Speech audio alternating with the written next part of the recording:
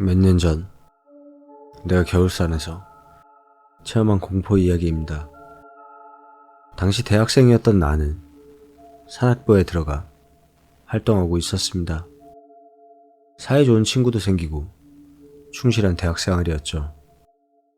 산악부 중에서도 특히 사이가 좋았던 A와 B라는 친구가 있었습니다. 그 친구들하고는 동아리 활동 말고도 평소에도 친하게 지낼 정도로 깊은 사이가 되었죠.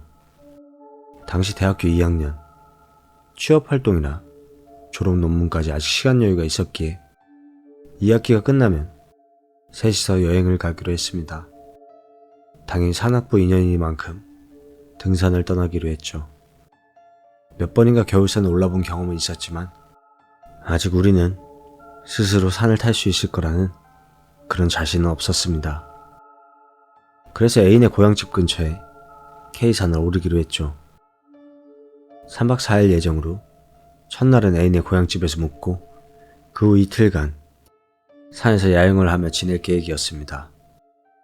애인의 고향에 도착한 저희는 시내 관광도 할 겸 A의 안내를 받아 신사로 향했습니다.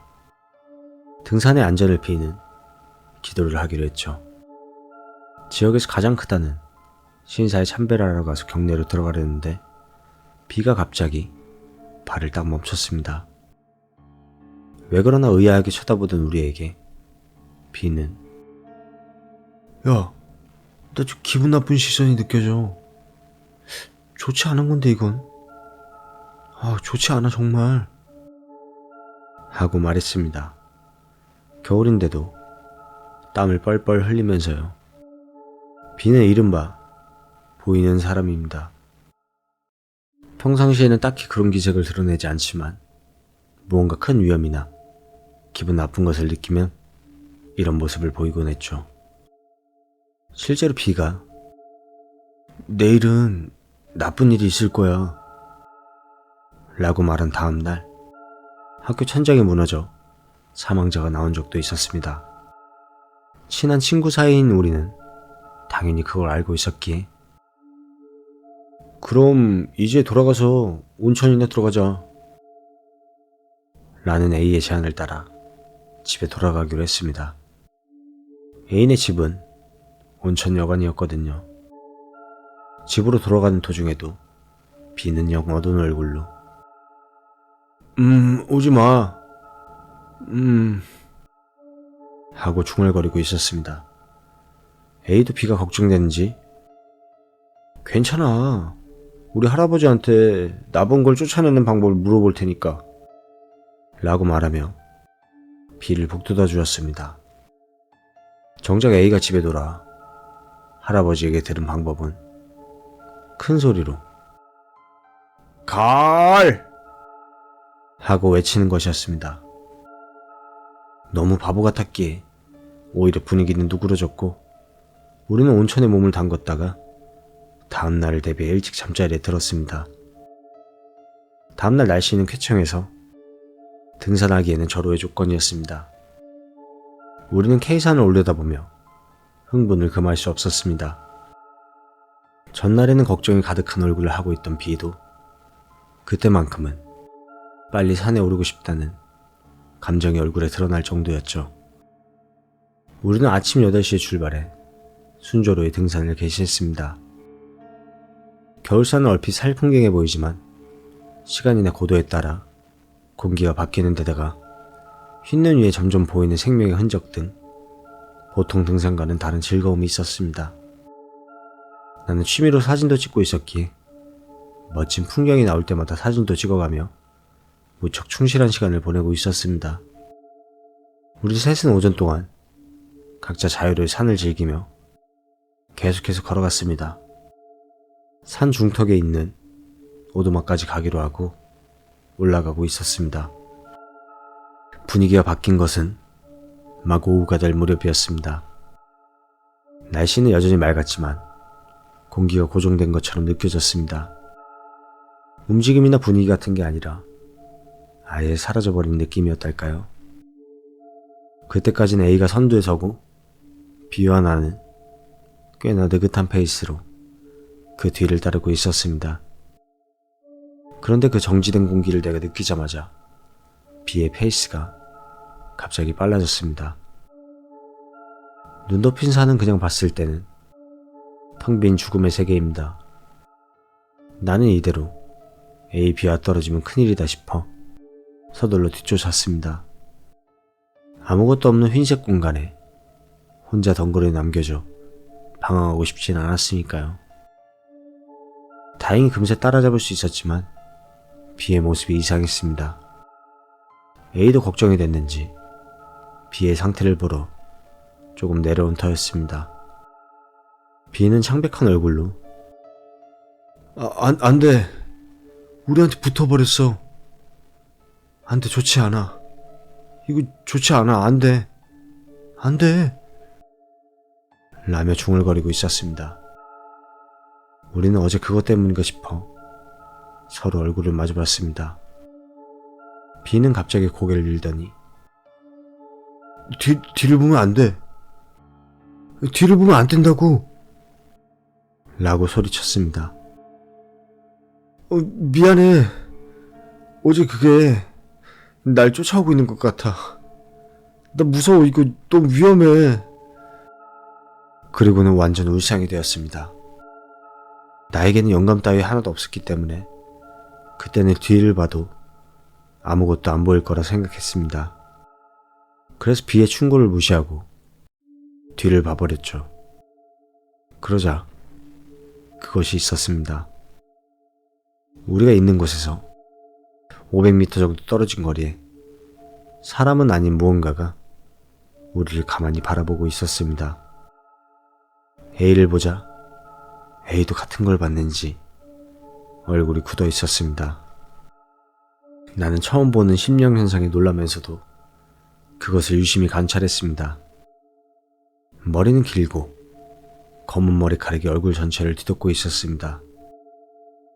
겉으로 보기에는 조금 큰 사람 같지만 흰 털이 온몸에 나 있는 건지 아니면 몸이 퇴색된 건지 희미하게밖에는 보이질 않았습니다.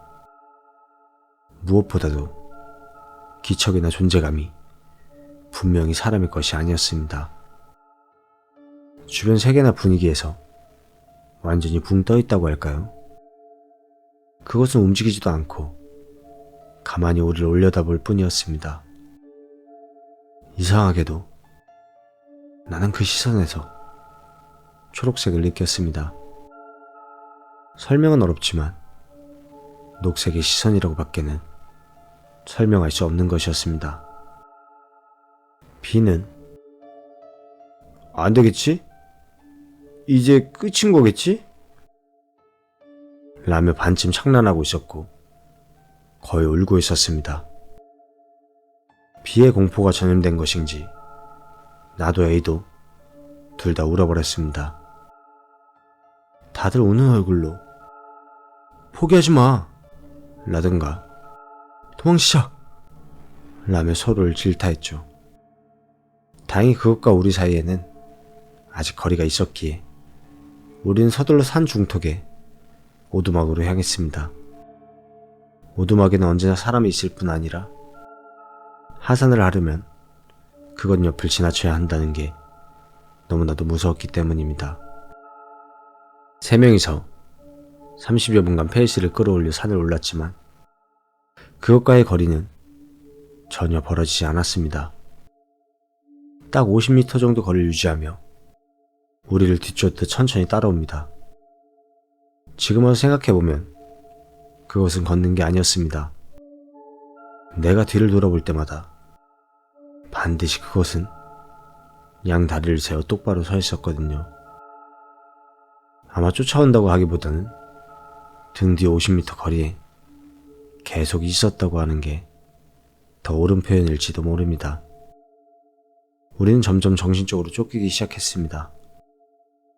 얼마나 걸었을까? A는 이쪽으로 가면 지름길이야 라고 말하며 평범한 등산로를 벗어나 조금 가는 옆길로 들어섰습니다. 하지만 이게 실수였습니다. 가는 길은 여름철에 관리인이 다니는 길로 이용되고 있었답니다. 하지만 겨울산에는 눈이 쌓여 안 그래도 가늘고 좁은 길을 더 지나가기 힘든 상태였습니다. 우리는 어느새 길을 잃고 말았습니다. 게다가 설상가상 그토록 맑던 날씨가 2시를 지날 무렵부터 갑작스럽게 바뀌기 시작했습니다. 끝내 눈이 마구 쏟아지기 시작했죠. 시간은 어느덧 오후 4시를 지나 우리는 3시간 가까이 그것을 피해 도망치고 있었습니다. 겨울사는 해가 빨리 집니다. 이미 해는 뉘엿뉘엿 넘어가고 기분 탓인지 눈은 더욱 격렬하게 내리는 것 같았습니다. 미아가 된 우리는 어느샌가 30도를 넘기는 급사면 옆으로 걷다시피 하며 도망치고 있었습니다. 이제 더는 오두막이니 길을 찾을 생각 같은 건 뒤로 하고 단지 어떻게든 뒤에서 쫓아오는 존재를 피하려는 본능만으로 움직이고 있었던 것 같습니다. 하지만 무리한 행군과 스트레스는 우리를 점차 침식하고 있었습니다. 마침내 중간에서 걷던 비가 다리가 꼬여 넘어지고 말았습니다. 나도 A도 서둘러 달려갔습니다. B는 안 돼. 난 이제 안 돼. 걸을 수가 없어. 그냥 니들 먼저 가. 따라잡히기 전에. 라고 헛소리를 중얼거렸습니다. 아마 그것의 기척을 B는 전날부터 느껴왔던 거겠죠. B의 피로는 심상치 않아 보였습니다. 페이스 배분을 잘못했던 것인지 탈수 증상까지 보이고 있었습니다. 현실적으로 B를 더 걷게 하는 건 불가능한 일이었습니다. 나와 A는 어찌할 바를 몰랐습니다. 나는 혹시 이대로 멈춰 있으면 그것도 계속 50m 뒤에 가만히 있는 건 아닐까 하는 희미한 기대를 품었습니다. 저 자신도 슬슬 체력의 한계였으니까요. 하지만 그 희미한 기대는 바로 배신당했습니다. 그것이 처음으로 한 발을 내디딘 것이었습니다. 매우 느린 걸음이었지만 우리를 절망시키기에는 충분했죠.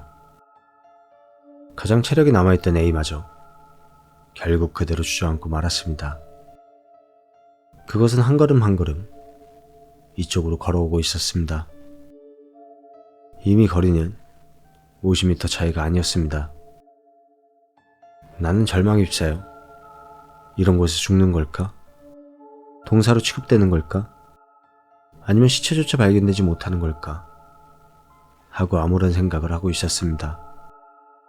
그러자 갑자기 뭔가 중얼중얼거리고 있던 A가 일어섰습니다. 젠장, 해볼 테다. 죽여버리겠어. 누굴 보는 거야, 괴물자식이. 젠장! 이성을 잃었나 싶었던 순간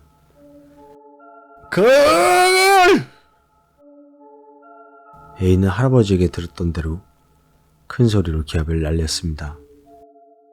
그 기합에 그것은 전혀 반응하지 않았습니다.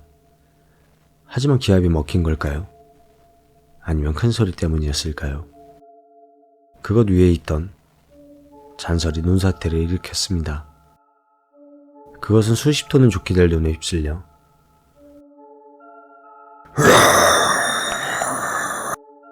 하는 소리와 함께 눈사태 속으로 사라졌습니다. 그리고 그대로 아래로 흘러가 버렸죠. 남겨진 우리는 망연자실해서 뭐라 말도 못했습니다. 그날은 눈으로 이글루를 만들어 하루를 보내고 다음날 하산하게 되었습니다. 그 사건은 아직도 내게 트라우마로 남아있습니다. 아직도 무슨 일이 일어났는지 전혀 모르겠습니다. 혹시 그것에 관해 아는 분이 계실까요?